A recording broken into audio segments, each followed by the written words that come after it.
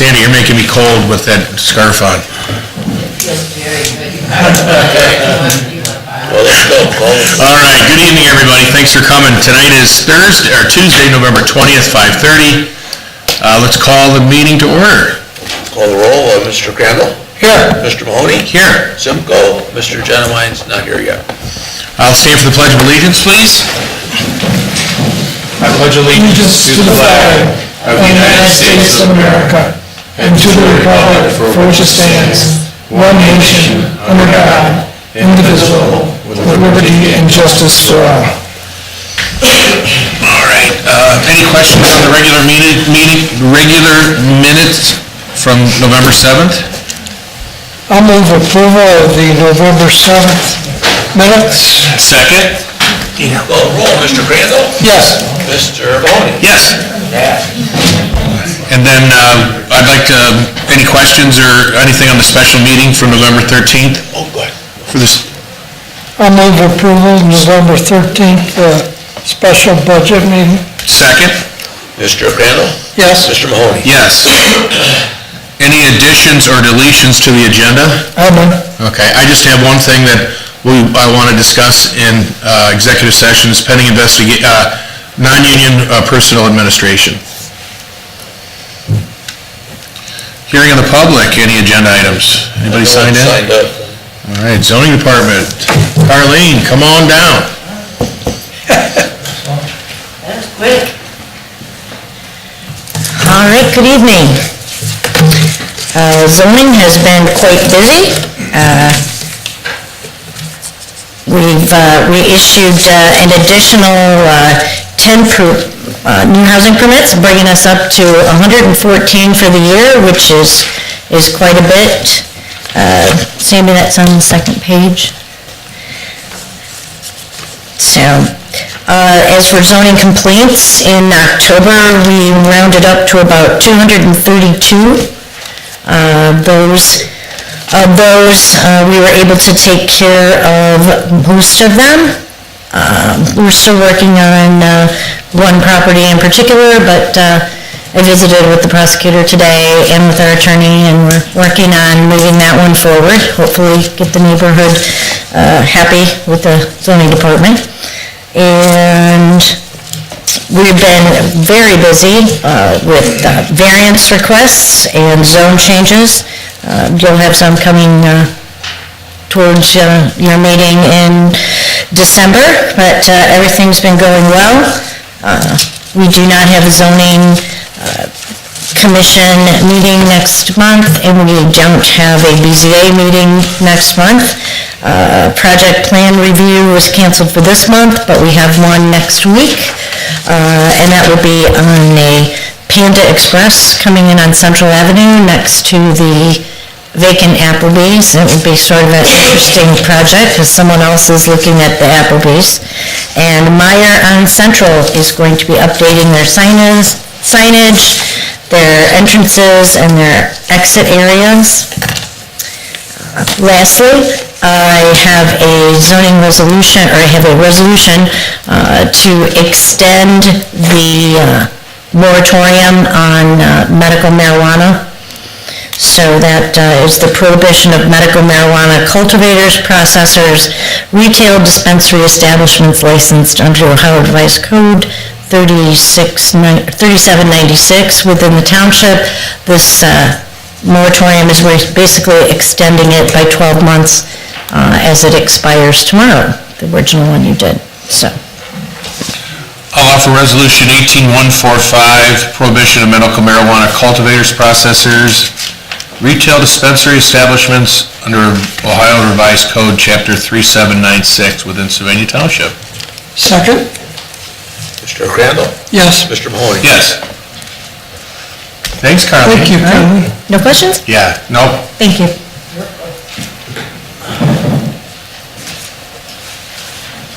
Hey, Rob. Good evening. This is a monthly report for October. It seems like it's been 2 months, 3 months ago, but we were preparing our leaf equipment back then. Some of the heavy lifting by the mechanics, prepping those pieces of equipment, getting them ready. We did push the start of the leaf pickup back 1 week. just because of the weather conditions and the leaves weren't falling, so we didn't actually start pickup till the 22nd.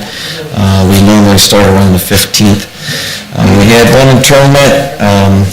We did some final annual cleanings and stuff, street sweeping and roadside mowing, and our regular utility protection services locates. The service department was doing those vacuums and the cages and stuff for our equipment, putting all that together. They're still building the police vehicles. At the time this was wrote, 31 wasn't complete, but I'm sure I know it's in service now, but they're continuing to work on those. The mechanics had a lot of delays. Just been very busy back there with issues going on with other vehicles. The maintenance department, he did his regular maintenance this month. He did do some HVAC maintenance, filters and belts on the rooftop elements in both buildings. And he did help the departments prepare their estimates for budget purposes this year. Some of the training was conducted, the Navistar education training, that is mechanics training. It's online. Mr. Paul Elvey, he's the primary road department mechanic. He's been we heavily invested in the Navistar, which is the international line of trucks, which all our vehicles are. In the computer programming of those.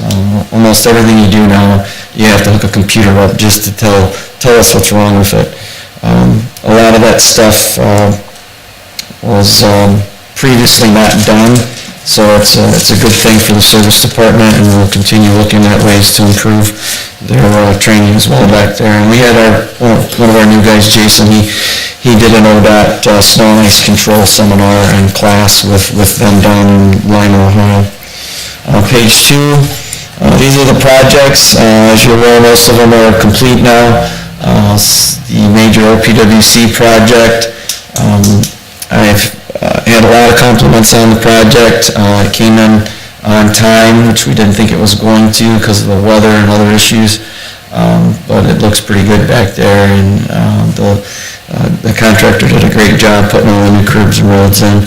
And then the second resurfacing project was complete as well on time. Some of the other projects, the road crews and toll crews did, you can see most of them are complete. The only thing we didn't button up this year was the pavement marking and painting. We just pushed that back to 2019.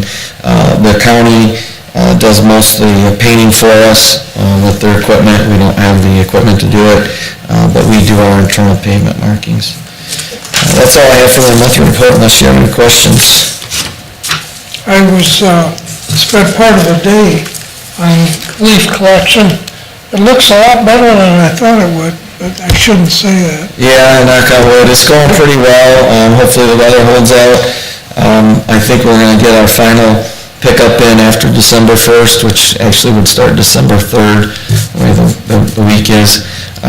But all is going well. It looks like we're ahead of schedule, as the rest of the leaves just need to fall down and people get them out. These little dustings keep people from getting out there and putting the leaves out, so it just takes a little longer. I would like to say that the crews are doing a tremendous job. All of them are working voluntary overtime, staying late till 5:30 every night to get this done. So I do appreciate their efforts. Anything else? I've got a couple of resolutions out there.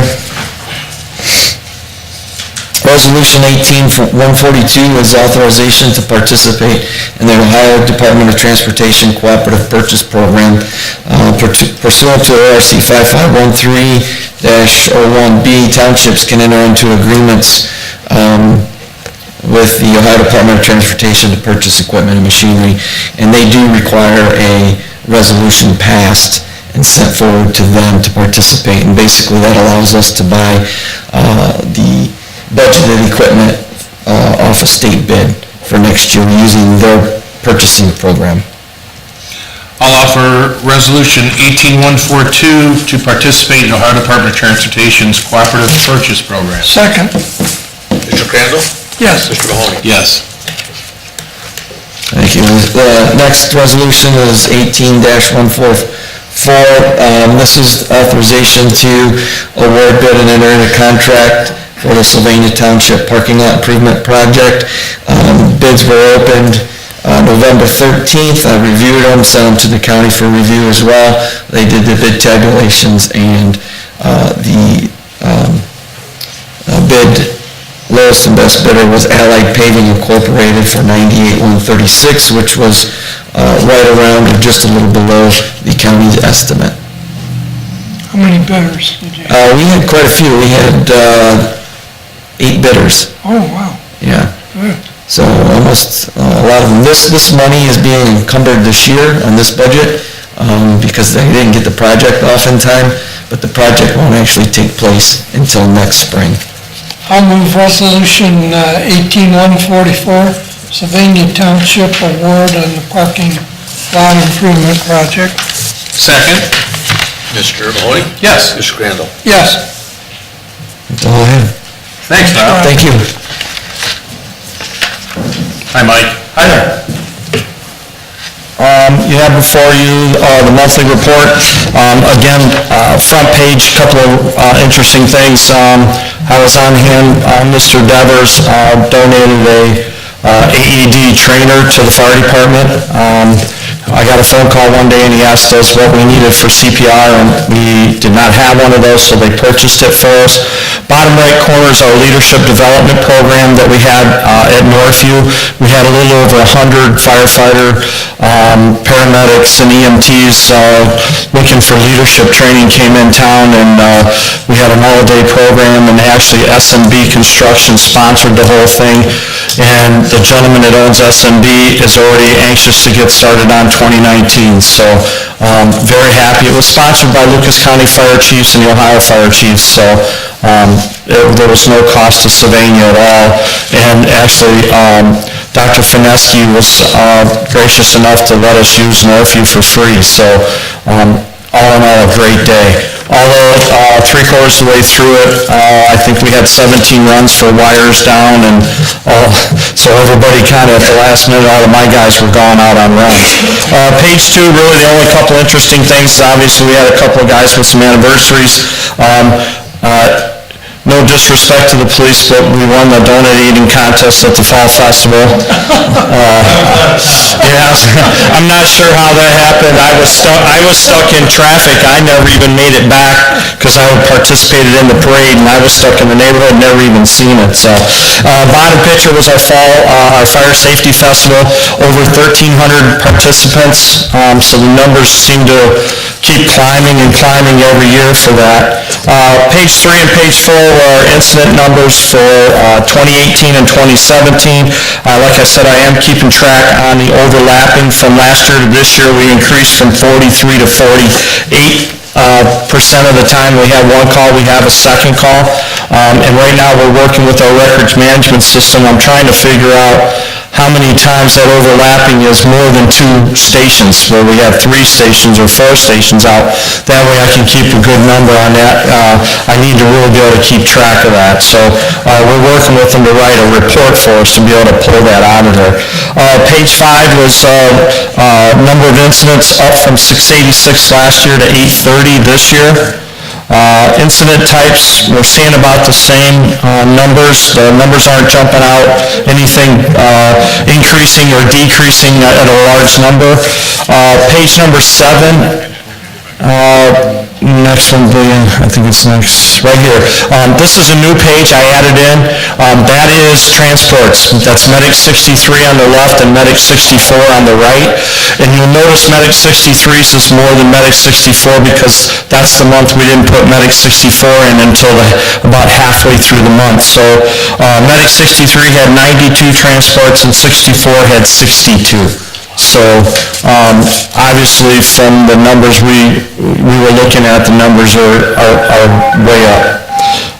Patient count per disposition, those two, page 8 and 9, again, those are the numbers where I'm looking at how many times people were transported by private vehicle. Last year we had 10, this year we had 5, and with both the rigs running, I expect that to be down to 0. There's going to be a chance once in a while when both of them are out on runs, but I want to really get that down to 0. When our people call, they want to be transported, they don't want to have to drive themselves to the hospital. Page 10, again, that's on mutual and automatic aid was kind of light this past month, which is okay. Community risk reduction, we were out in the schools again. Mike did quite a few building and fire safety and system inspections with the state, and the inspections are way above what they were last year. Thanks to having that 8-hour-a-day fire prevention guy, we're above our numbers for this year for inspections. And Becky and Jennifer did 6 car seat installs last month also. Bottom left was the Rite Aid fire, and bottom right was the young lady that drove into Starbucks on Central Avenue. So, she drove all the way into the service area. So, page 12 was the training.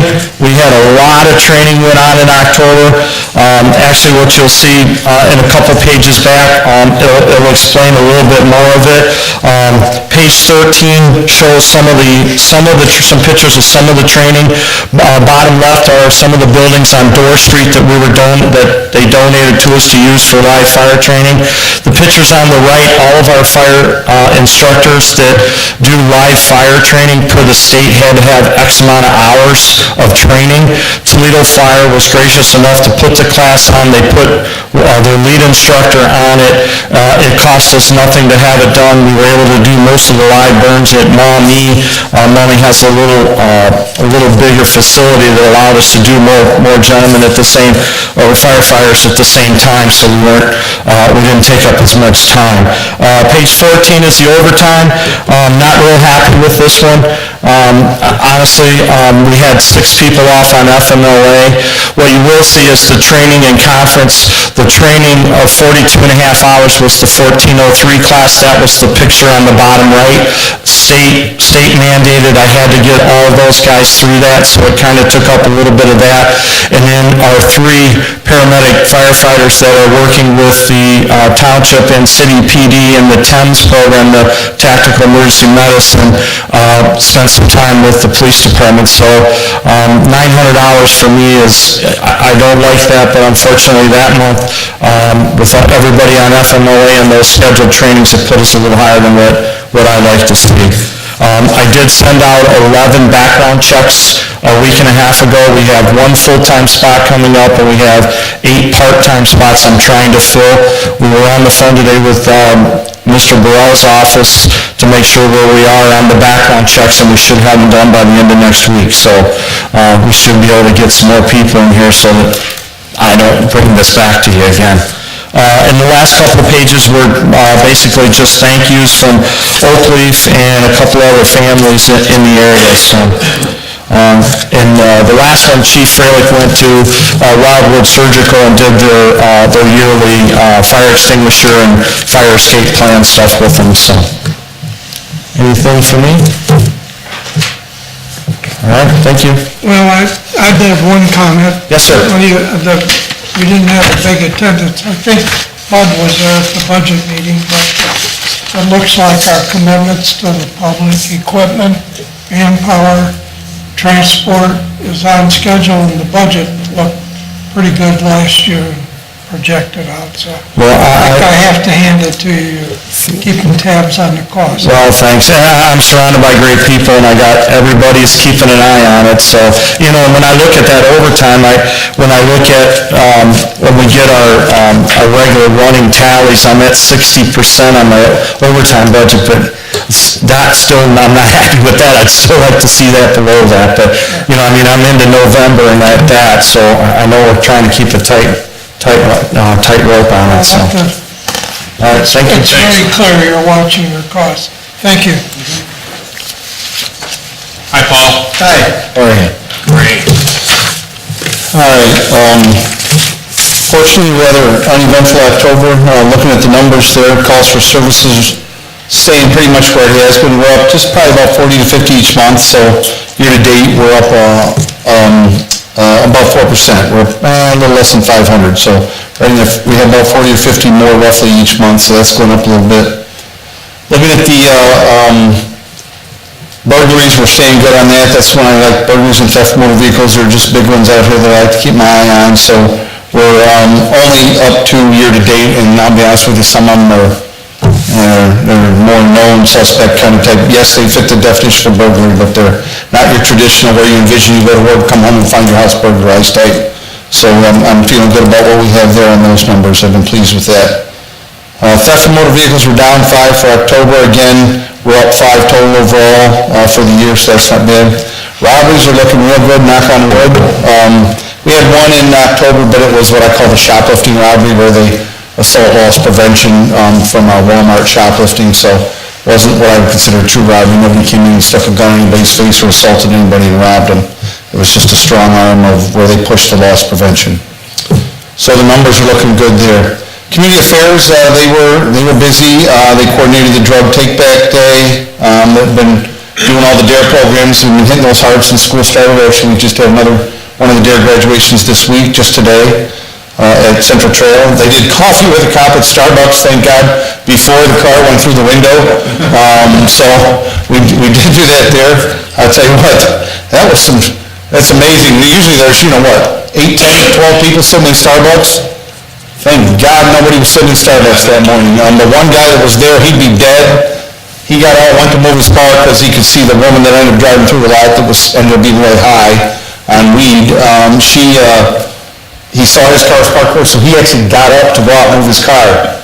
Thank goodness he did, or he'd be dead today. And the woman that got hit, I'm amazed she's alive, the way she flew through the air, so that was very lucky. I'm sure Starbucks would be paying dearly on that one before it's over with. It was one of their employees who was being sent home from work because she arrived high. So, anyway, that Halloween went good. We put out some extra crews. It went smooth, had no incidents. Officers passed out candy. The kids always like getting candy from the marketing, so community affairs guys all worked extra for us for that. We're working on finishing up, we're real close to finishing up the background to progress our hiring. So our next step, once I'll review those packages, we'll assess the points, see and schedule interviews so we can get moving on that, because we do have 2 for sure officers at the end of the year. One December 31st and one is telling us February 1st. When they'll be officially leaving, so we want to get started on 2 bodies there. And the last but not least, I don't know, my officers tell me they never saw those firefighters before. I think they brought in ringers for the donut eating contest. I was told they were bigger than I am, so I don't know, we'll get them next year. Any questions? Thanks, Paul. John? Well, this is one of the few times where I'm bringing good news to trustees. I have before you a resolution, Author 18-146, approving the enterprise zone agreement with Lucas County and Kripke Enterprises. I'd like to just give you a little background on it. Kripke Enterprises is a non-ferrous metal distributor.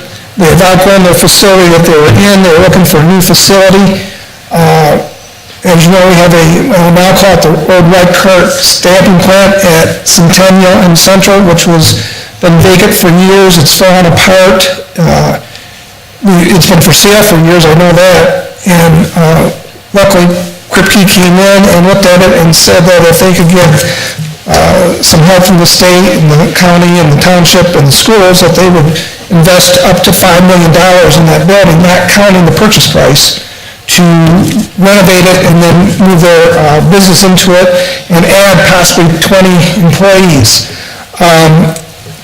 Under an economic agreement, they have to get approval of the schools in that area if they ask for more than 60% abatement. They were asking for 100% abatement. We met with the schools and the county and the township numerous times, and the schools in Kripke worked out an agreement where the schools would be okay with a 10-year 100% abatement, but Kripke would then make a minimum payment per year of $30,000 to the schools. They would also continue to pay the taxes that are currently being paid by that property out there. So the schools would not lose any money at all. In fact, they'll gain $30,000 a year for the next 10 years. At the end of 10 years, the property goes back to full value, and then they would pay the schools and everybody else what they would be owed. It's a win-win situation. The township wins because we get a building that was going to be very hard to renovate, is going to be renovated and be occupied. The schools are going to make make sure the taxes are paid and the $30,000 minimum additional for 10 years. And Kripke gets a building that they needed to expand their manufacturing, or not manufacturing, their business, and they are actually going to plan on adding about 20 people over the next few years. So this agreement is what the township needs to pass, saying they agree to this agreement, and then I'll be sending this down to the county, and the schools have sent theirs down to the county, and then the county sends it all down to the state for final approval. Any questions on it? No, this was earmarked earlier by the CIC as one of the eyesores in the community, so I think it's great news. I'll offer resolution 18146, approve the enterprise zone agreement with Lucas County and Kripke Enterprises. Second, Mr. Crandall? yes. Mr. Mahoney? Yes. And with that, Thanks, John. Way to stay on that. I know you were involved with this from the beginning. And Mr. Simcoe? Mike Graham, you too. Yeah. I have resolution 18-141, it's approved payment on the then and now purchase certificate, and it has to do with the tablets that are going to be installed in the fire engines and administration vehicles. I think, of course, it is for $13,332.27. And the reason it's a then and now is the invoice came in before a purchase order was created. And we have very few then and nows. When I first started, we used to have a lot of them. And we've worked over a number of years to not have then and nows. We don't particularly like them. So I'd ask for a motion, or pass this resolution. I move resolution 18141, approve payment of then and now purchase certificate. Second. Mr. Mahoney? Yes. Mr. Crandall? Yes. That's all I have. All right. Thanks, Dave. Any open discussion on the board? I don't think anybody signed in, did Anybody sign in for the hearing of the public? All right, at this time, I'd like to go into executive session at 6 o'clock to discuss all union and non-union personnel in the police department, and also, as I mentioned, also non-union personnel in the administrative department. Second, Mr. Crandall? yes. Mr. Mahoney? Yes. All right.